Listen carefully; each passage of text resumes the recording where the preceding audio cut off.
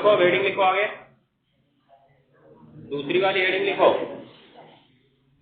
रासायनिक प्रकृति के आधार पर, रासायनिक प्रकृति के आधार पर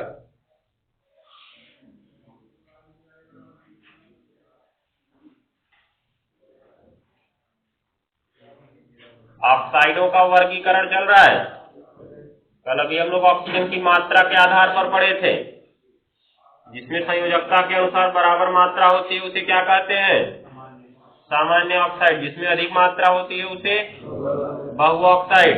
इसमें हमने दो प्रकार पढ़ा था, परऑक्साइड और सुपर ऑक्साइड, और एक तीसरा प्रकार हमने पढ़ा सब ऑक्साइड, जिसमें मात्रा कम होती है। बात नहीं,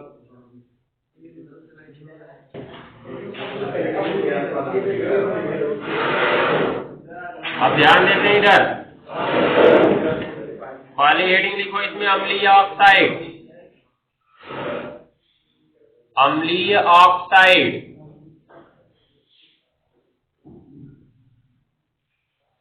अम्लीय ऑक्साइड।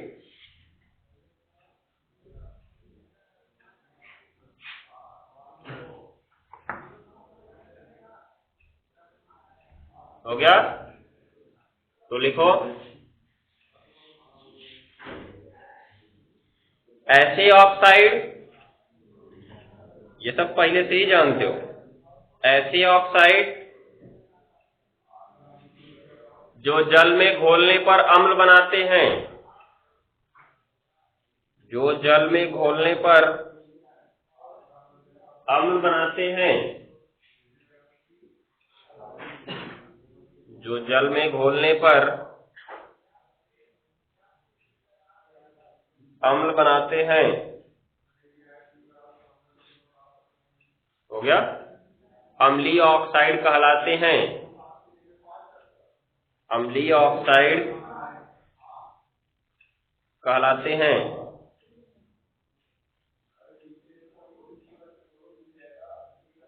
हो गया? आगे काली पेन से लिख लेना, अधातुओं के ऑक्साइड, अधातुओं के ऑक्साइड अम्लीय होते हैं, अधातुओं के ऑक्साइड अम्लीय होते हैं। हो गया? अधातुओं के ऑक्साइड क्या होते हैं? अम्लीय होते हैं। जैसे CO2, SO2, SO3, P2O5, इसके बाद Cl2O7, I2O5 और कुछ N2O5 आदि।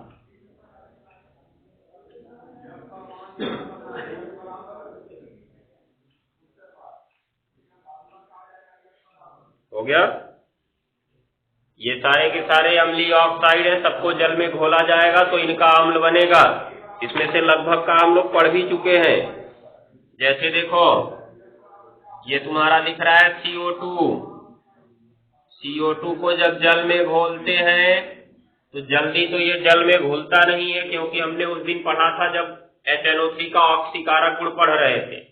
HNO3 की ऑक्सीकारक गुण में जब HNO3 ने कार्बन का ऑक्सीकरण किया था तो कार्बन से केवल क्या बना था?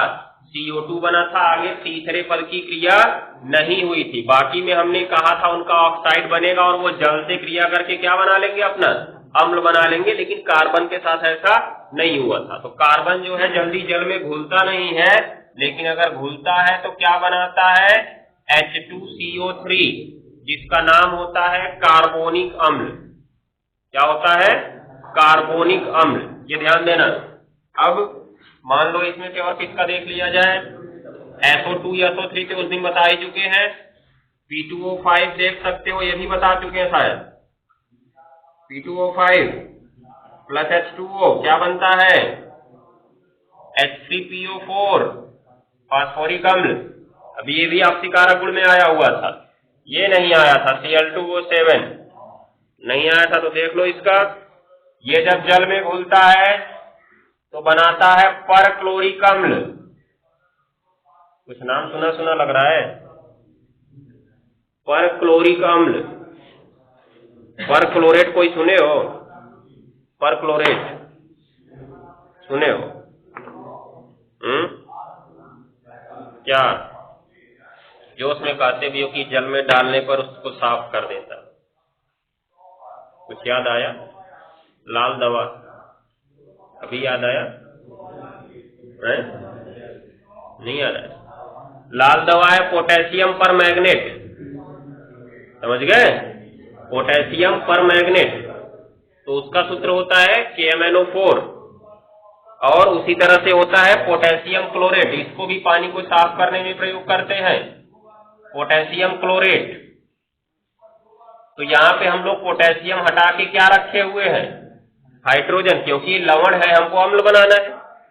तो लवण में जो उसका धनावेशित भाग होता है उसको हाइड्रोजन से हटा दे तो उसका अम्ल बनता है ना। तो इसका नाम होता है पोटेशियम परक्लोरेट। जैसे तुमने इसका नाम पढ़ा होगा K2SO4 का, क्या पढ़ते हो? पोटेशियम सल्फेट पढ़ते हो ना, सल्फेट। तो अभी इसी पे यहाँ पे हाइड्रोजन लगा दे तो क्या पढ़ते हो? सल्फ्यूरिक अम्ल पढ़ते हो ना।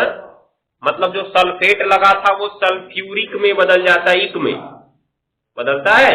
तो इसी प्रकार से यहाँ पे इसका नाम होता है परक्लोरेट। क्या होता है? परक्लोरेट। तो अगर हम अम्ल बनाते हैं तो नाम क्या होगा इसका? परक्लोरिक हो जाएगा, क्लोरेट से हटके परक्लोरिक अम्ल। समझ गए? अम्ल क्यों लगता है? जब भी धनावेशित भाग की जगह हाइड्रोजन जुड़ा होता है तो लास्ट में क्या नाम लगाते हैं? अम्ल लगाते हैं। और जहां पे एट होता है वहीं पे क्या लगा देते हैं? इक लगा देते हैं। अभी यहाँ पे आइट होता तब यहाँ पे अस लगा देते। मतलब अगर यहाँ पे पोटेशियम क्लोराइड होता ना, क्लोराइड, तब यहाँ पे हम क्या लगाते? अस। जैसे तुमने पढ़ा होगा ये SO3 वाले को, Na2SO3, इसका नाम कहीं पढ़े होंगे, सोडियम सल्फाइड। क्या होता है? सोडियम सल्फाइड होता है, सल्फाइड। समझ गए? और SO4 वाला जो होता है ये क्या होता है? सल्फेट होता है। अभी उसी दिन पढ़ाए थे, उसमें सल्फेट नहीं पढ़ाए थे, उसमें सल्फ्यूरस और क्या पढ़ाए थे? सल्फ्यूरिक पढ़ाए थे। अब देखो इसका हटाएंगे तो हाइड्रोजन लगेगा, दिख रहा है? और इसका हटा के हाइड्रोजन लगाए हैं तो यहाँ पे सल्फेट से ये बदलेगा सल्फ्यूरिक में। किसमें बदलेगा? सल्फ्यूरिक। और सल्फाइड से किसमें बदलेगा जी? सल्फाइड का अम्ल किसमें बदलता है? सल्फ्यूरस में। ये पीछे पढ़ते आ रहे हो कि जब कम होता है तो अस लगाते हैं और ऑक्सीजन की मात्रा बढ़ती है तो इक लगाते हैं। जब किसी भी ऋणायन में या कोई भी अधातु दो से अधिक ऋणायन या कहें तो एक से अधिक ऋणायन बनाती है तो जिसमें ऑक्सीजन की मात्रा कम होती है उसमें अस लगाते हैं, और जिसमें ऑक्सीजन की मात्रा अधिक होती है उसमें क्या लगाते हैं? इक लगाते हैं। और यहाँ पे पर क्यों लगा हुआ है? क्योंकि जब ऑक्सीजन की मात्रा अधिक से भी और एक अधिक हो जाती है तो नाम के सामने पर लग जाता है।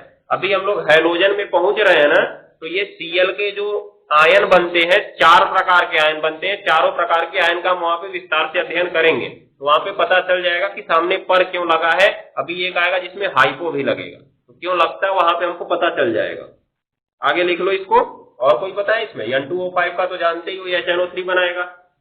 और तुम्हारा I2O5 का देख ही चुके हो, वहां पे HiO3 बनाया हुआ था, आयोडिक अम्ल। ठीक है, तो नोट कर सकते हो इसको। ये उदाहरण लिख लियो, ये दोनों तीनों रिएक्शन लिख लो।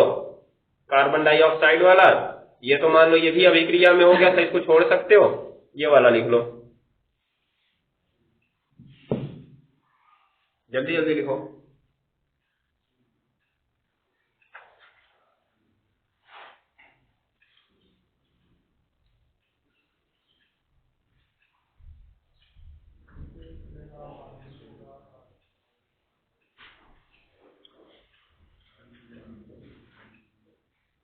दूसरी हेडिंग लिखो, क्षारीय ऑक्साइड। क्षारीय ऑक्साइड, क्षारीय ऑक्साइड।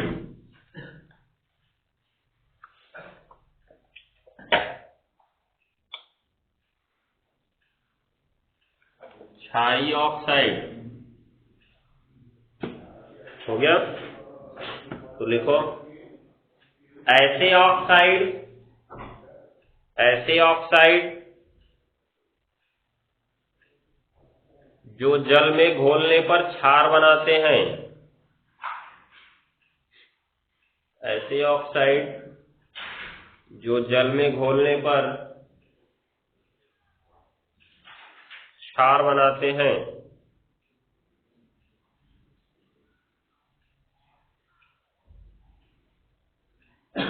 ऐसे ऑक्साइड जो जल में घोलने पर क्षार बनाते हैं, हो गया, क्षारीय ऑक्साइड कहलाते हैं। क्षारीय ऑक्साइड कहलाते हैं।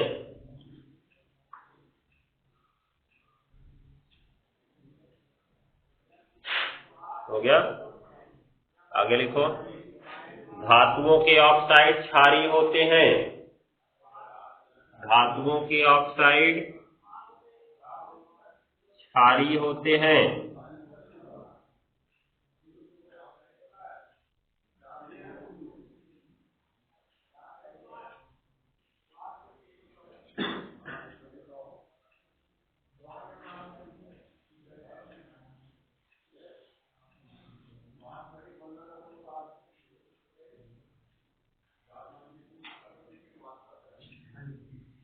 ये प्रकार से कुछ क्षारीय ऑक्साइड है,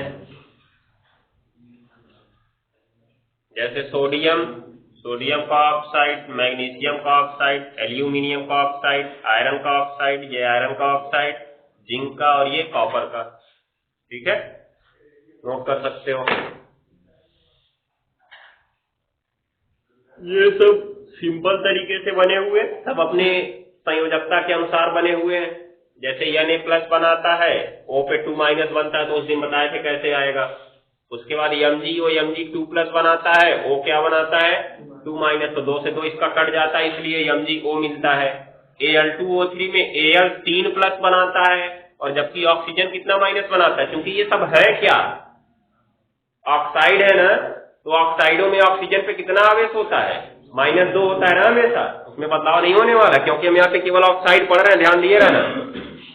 तो अब क्या होगा, यहाँ पे देखो Al बनाता है कितना प्लस 3+, और ऑक्सीजन 2-, 3 से 2 तो कटता नहीं, इसलिए इसका 2 इधर, इसका 3 इधर। ऐसे FeO, Fe के बारे में हम लोग जानते हैं, Fe 2 प्रकार का आवेश बनाता है, एक बार 2+ और एक बार 3+। तो जब 2+ वाले के साथ जाता है तो 2 से 2 देखो एक बार में कट जाता है ना, तो केवल सूत्र बचता है FeO। और जबकि 3 वाले के साथ जाता है जब, तो Fe2O3 क्यों बनता है, क्योंकि इसका 3 इसके नीचे और इसका 2 इसके नीचे आता है, हो गया ना, तब Fe2O3 बनता है। ऐसे ही Zn जो होता है 2+ बनाता है, क्या होता है जी, 2- के साथ जाएगा, कट जाएगा। Cu जो होता है 2+ बनाता है, तो यहाँ पे 2- के साथ जाएगा तो क्या हो जाएगा, कट जाएगा। दिखाई दे रहा है, इसीलिए इनका सूत्र एक बना हुआ है। चलो आगे बढ़ते हैं, लिख लिए इसको। 1-2 को जल में घोलने के बाद इनका आयन भी बना, मतलब क्षार भी बना दिया जाए। जैसे देखो इसको घोले Na2O प्लस H2O, तीर के बाद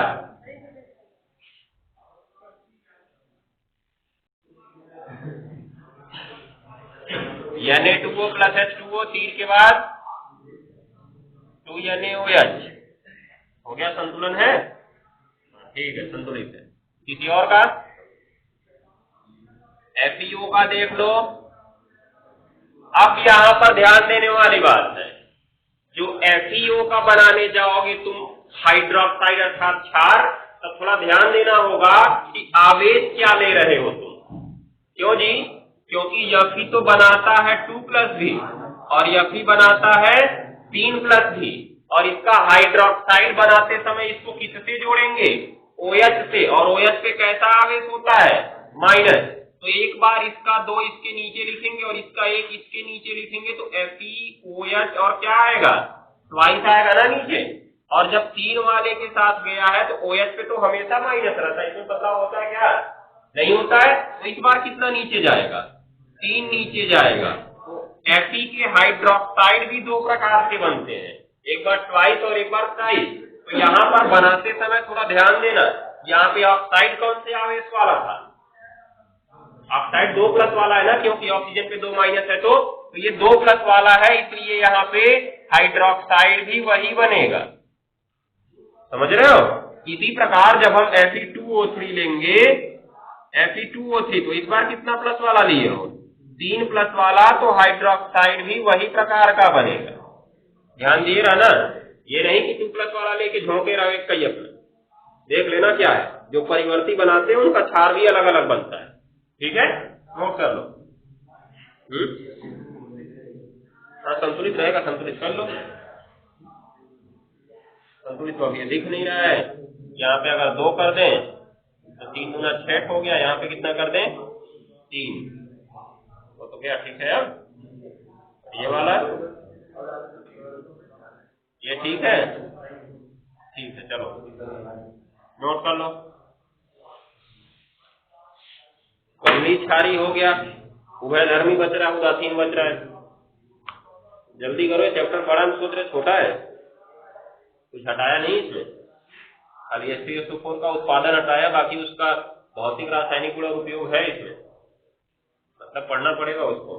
प्रयोगशाला विधि भी मतलब H3SO4 की, तब खाली औद्योगिक उत्पादन हटाया, आपको लगा हटा दिया पूरा पीछे का।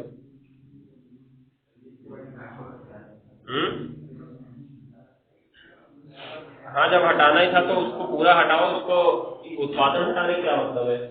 जैसे पूरा पढ़ेंगे इसी दिन में उत्पादन भी पढ़ लेते।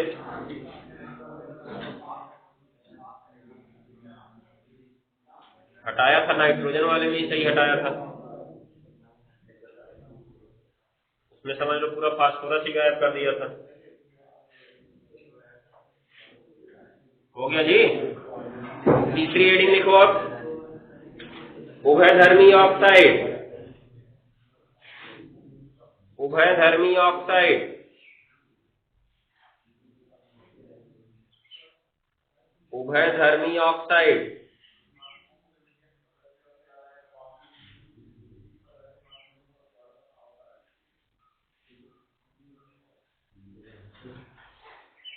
हो गया, तो लिखो ऐसे ऑक्साइड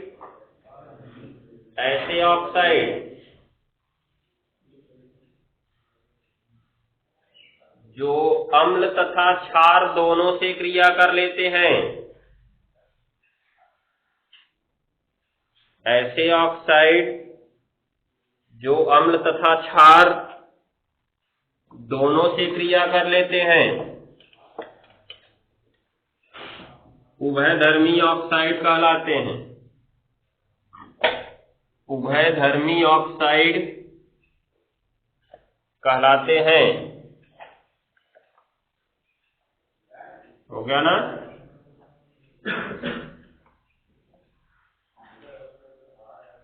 चलो अब देखो,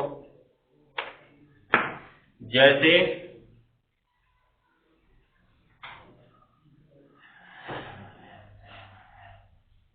ये जो ZnO दिख रहा है ना, ये अम्ल से भी क्रिया करता है, और जो ZnO दिख रहा है ये क्षार से भी क्रिया करता है।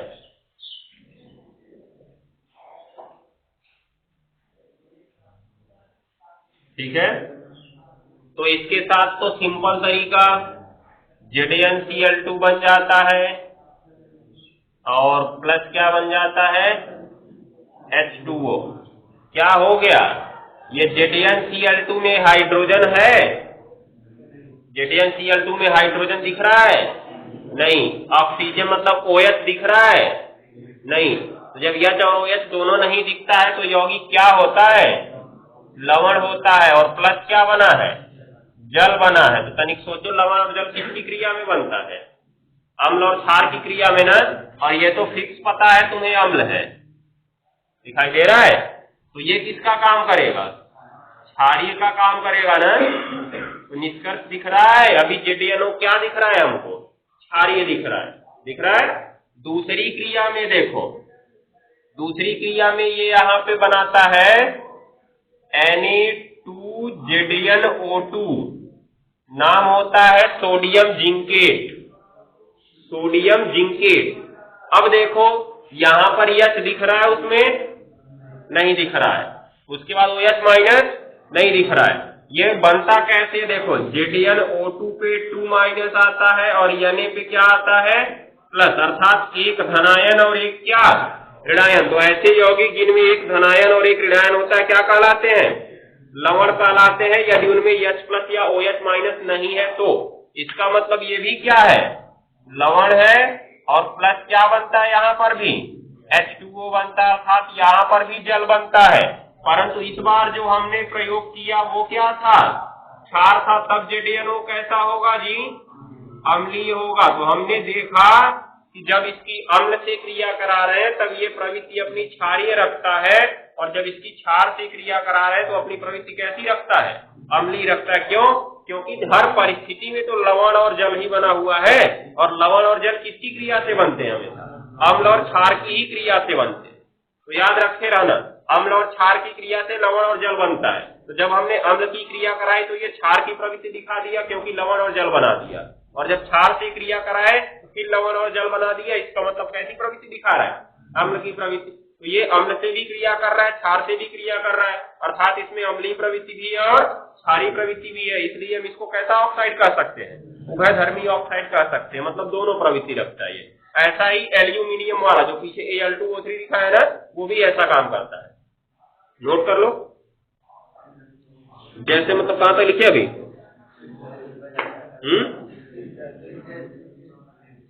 ये कहां तक लिखे हो परिभाषा, जैसे लिखो, जैसे ZnO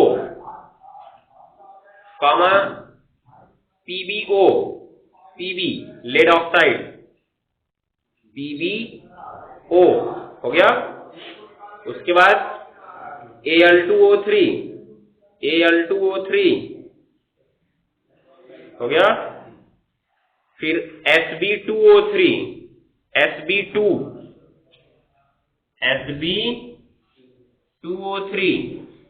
और SeO2 सेलेनियम ऑक्साइड, जिसको अभी हम लोग पढ़ के आ रहे तुरंत पीछे, इसके बारे में हमने इसके नीचे लिखा था उभयधर्मी, हो गया।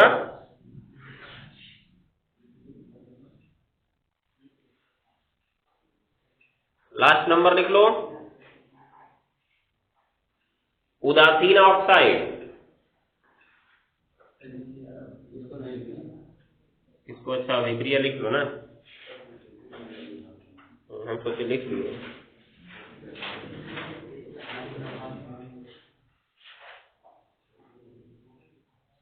अभिक्रिया लिख लो दोनों, तब आगे बढ़े।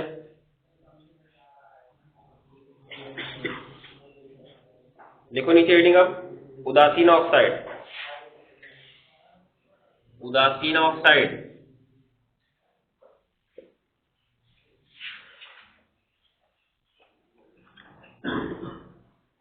ऐसे ऑक्साइड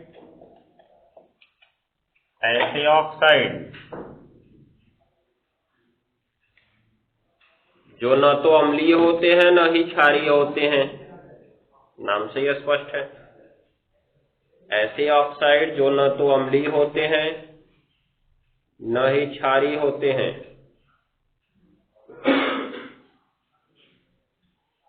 उदासीन ऑक्साइड कहलाते हैं।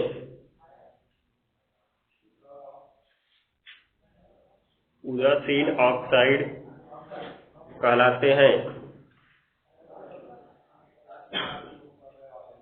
उदासीन ऑक्साइड कहलाते हैं। जैसे CO,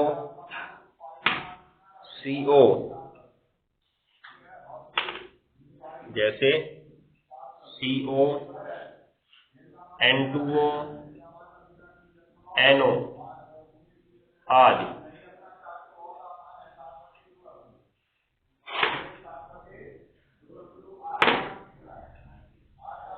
हो गया। बस। अब आते हैं यौगिक पे। इसमें हमको 3 यौगिक अभी भी पढ़ना है, एक डाई ऑक्सीजन, ओजोन और SO3। तो अब यहां पर SO3 या SO2 दोनों में से कोई एक ही पढ़ना है। तो अब क्या होगा, ऑक्सीजन जो है डाई ऑक्सीजन, ये तुम्हारा नाइट्रोजन की तरह ही इंपॉर्टेंट नहीं है उतना। और इसके बाद जो ओजोन पढ़ेंगे, ओजोन बनाने की एक विधि, इसका जो सीमेंस ओजोनाइजर है वो पूछी जाती है कभी कभी, तो उसको ध्यान देना होगा हमको, बनाने की विधि ओजोन की। और ओजोन भी एक ऑक्सीकारक ही है, ओजोन भी एक ऑक्सीकारक है, क्योंकि ऑक्सीजन देगा तो ऑक्सीकारक ही होगा। ओजोन जो है O3 होता है ना, O3, और जब ये टूटेगा ना तो डाई ऑक्सीजन बनाता है और नवजात ऑक्सीजन देता है। और यही नवजात ऑक्सीजन देने के कारण यह ऑक्सीकारक होता है, क्योंकि हमने अभी पीछे अभिक्रिया में देखा कि जो भी ये प्रकार का देते हैं वो क्या कहलाएंगे, ऑक्सीकारक कहलाएंगे। तो ये भी ऑक्सीजन देगा ना, ये भी ऑक्सीकारक होता है, उसका भी ऑक्सीकारक में पढ़ना होगा। और बाकी जब हम H2SO4 की ओर पहुंचेंगे तो H2SO4 तो एक प्रबल ऑक्सीकारक है, किसकी तरह, HNO3 की तरह। तो H2SO4 के भी सारे रासायनिक गुण जैसे HNO3 के मिले थे ना, ठीक उसी प्रकार से मिलेंगे हमको, समझ गए। तो इसीलिए जब हम H2SO4 पढ़ने जाएंगे तो उस टाइम HNO3 पूरा तैयार रखना तुम लोग, जिससे हम लोग ये जो अधातुओं का ऑक्सीकरण पूरा पढ़े थे उसको पढ़ने से बच जाएंगे। 1 या 2 बताएंगे, बाकी समझ जाओगे, ठीक है ना। तो शुरू करते हैं हेडिंग। अगला यौगिक शुरू होता है 2-4 लाइन छोड़ने के बाद, चाहे वो पेज छोड़ने के बाद अगले पेज से यौगिक शुरू करो। डाई ऑक्सीजन, डाई ऑक्सीजन इसके बारे में तुम लोग कक्षा 8 में ही पढ़ चुके होगे। इसको सीले और प्रिस्टले ने बनाया था। पोटेशियम क्लोरेट को गर्म करके, किसकी उपस्थिति में, MnO2 की उपस्थिति में, तब वहां पे संभवतः उस प्रेरक नाम पहली बार सुने रहे होगे, कक्षा 8 के साइंस में था ये। चलो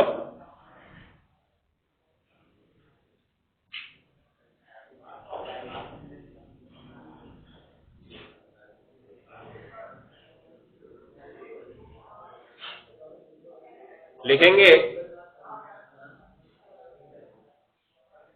इसके अंदर, ऑक्सीजन को सर्वप्रथम,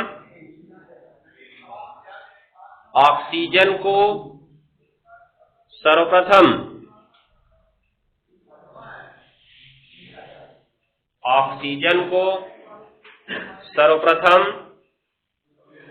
1772 ईस्वी में, ऑक्सीजन को सर्वप्रथम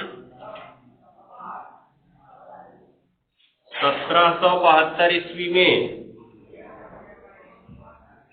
कार्ल सीले, नाम देख के लिखना, कार्ल सीले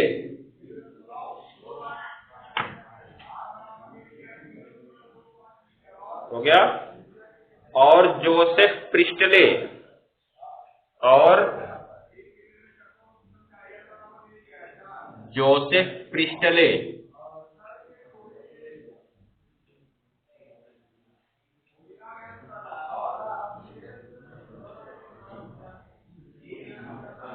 ने,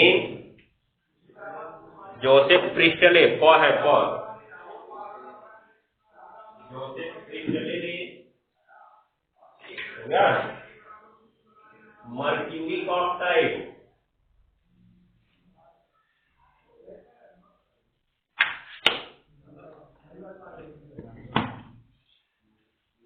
जोसेफ प्रिस्टले ने मर्क्यूरिक ऑक्साइड,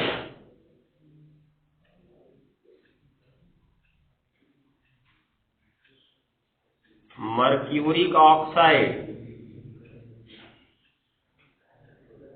HgO को गर्म करके बनाया था, HgO को गर्म करके बनाया था। अब देखो इसके नाम में इक लगा है, इसका मतलब ये भी अस वाला बनाता होगा, ठीक है। तो इसका जो अस वाला ऑक्साइड होता है उसका फॉर्मूला होता है Hg2O2। क्या होता है, Hg2O2 हो गया। कहां तक लिखे, हाँ, गर्म करके बनाया था। चलो ठीक है, आगे बढ़ते हैं। अभिक्रिया लिखोगे तो लिख लो, देखो HgO जो होता है, इसको गर्म करने पर Hg अलग निकल जाता है और O2 अलग निकल जाता है, जिसकी हमको जरूरत होती है। नोट कर लो, मतलब समझ लो ये एक प्रकार का ऑक्साइड है। ऑक्साइड को हमने विघटित कर दिया। क्यों जी? क्योंकि ऑक्साइड बनता किससे है? ये HgO बना कैसे होगा? Hg की O2 की क्रिया से ही तो बना होगा। HgO संतुलन के लिए यहाँ पे 2 लगा दो और यहाँ पर भी 2 लगा दो। तो ये ऑक्साइड बना है Hg और O2 की क्रिया से। ऑक्साइड को पुनः गर्म करके इस रूप में तोड़ दिया जाए तो मतलब फिर से हमने कहा कि ऑक्साइड का विघटन हो गया। ठीक है, तो ऑक्साइडों के विघटन से हम क्या प्राप्त कर सकते हैं? ऑक्सीजन प्राप्त कर सकते हैं, चाहे धातु का हो चाहे अधातु का हो, उससे मतलब नहीं है। अगर तुम ऑक्साइड का विघटन कर देते हो तो तुम्हें क्या मिल जाएगा? ऑक्सीजन मिल जाएगा। अब कुछ अस्थायी होते हैं, कुछ अस्थायी होते हैं। जो अस्थायी होंगे उनको कम गर्म करने पर ही मिल जाएगा और जो अधिक अस्थायी होंगे उनको अधिक गर्म करने पर मिलेगा। बस यही अंतर है। लिख सकते हो ये वाला रिएक्शन। आगे बढ़ते हैं फिर।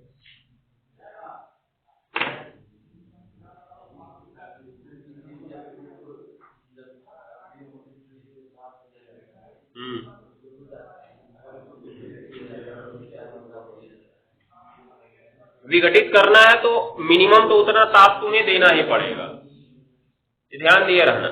क्योंकि परमाणुओं के बीच बंध टूटा फिर नया बंध बना, तो बात को ध्यान से समझना। जो तुमने ताप दिया था वो ताप इनके बीच बंध तोड़ने और इसको जोड़ने के लिए आवश्यक था। अगर उसी ताप पर यह भी टूट रहा होता तब तो बना ही नहीं होता। जैसे मान लो, ये सोचो कि हम कहें कि 450 डिग्री सेल्सियस पर ये दोनों आपस में क्रिया करके HgO बनाते हैं, और अगर ये कहें कि HgO 450 डिग्री सेल्सियस पर ही टूट भी जाता है, तो अब बताओ कि क्या HgO बनेगा? नहीं। पहले 450 तक तुमने गर्म किया तो ये आपस में क्रिया करके जैसे ही HgO बनाने जाएंगे तुरंत HgO क्या हो जाएगा? टूट जाएगा। तो जाहिर सी बात है ये जो HgO बना होगा इससे अधिक ताप पर टूटता होगा। अर्थात मान के चलो हम कहें 550 या 650 पर। क्यों? क्योंकि तब हमारा 450 ठीक है, इस पर ये बन जाएगा, और जब 450 से आगे हम 550 तक जाएंगे ना, तब HgO टूटेगा। तो जाहिर सी बात है जब तुमने इधर से ताप दे के क्रिया कराई है तो उसको तोड़ने के लिए उससे अधिक ताप तुमको देना ही पड़ेगा। क्योंकि अगर उतने ताप पर ही वो टूट जाता तब तो पीछे घूम जाती ना अभिक्रिया। मतलब जैसे उत्क्रमणी वाले में हमने देखा, ध्यान दिए रहना। तो उससे अधिक ताप देना ही पड़ेगा तुम्हें। लिखो आगे। जैसे तुमने उसमें खुद देखा होगा अमोनिया बनाने की, जब हम लोग हैबर विधि पढ़ रहे थे तो अमोनिया बनाने की हैबर विधि में हमने देखा जो नाइट्रोजन और हाइड्रोजन की क्रिया थी वो लगभग 500 डिग्री सेल्सियस पर हुई थी और उत्प्रेरक भी हमने वहां पे प्रयोग किया था। लेकिन जब हम केवल अमोनिया की बात करने लगे तो केवल अमोनिया का जो अस्थायित्व होता है 1350 डिग्री सेल्सियस होता है। तो अंतर होता है दोनों में। शुरू करो, कहां तक लिखे? अभिक्रिया हो गया ना? हेडिंग लिखो नीचे, ऑक्सीजन के निर्माण की प्रयोगशाला विधि। ऑक्सीजन के निर्माण की प्रयोगशाला विधि। कल पढ़ेंगे, टाइम ज्यादा हो रहा, टाइम देखेंगे तुम लोग।